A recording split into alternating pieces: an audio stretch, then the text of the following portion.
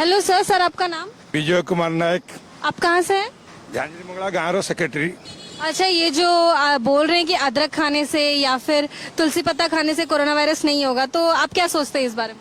ये तो परंपरा है, तुलसी पत्र खाओ, हल्दी मिसई खाओ, कलरा खाओ, तुलसी पत्र खाओ, हल्दी मिसई खाओ, कलरा खाओ।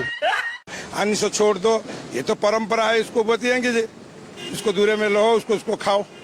और चिकन के बारे में? ये तो आने से दूर रहेंगे तो बात बोलेंगे, आइंस तो खाने से रोग हो गए बोलिए हमको पता भी मिलेंगे, रोग हो गए बोलिए हमको पता भी मिलेंगे, दूर दूर रहेंगे।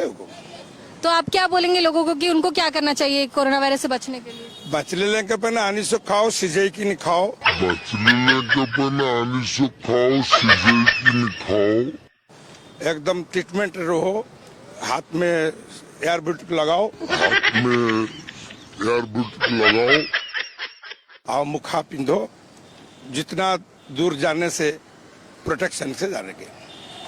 Thank you so much sir, thank you.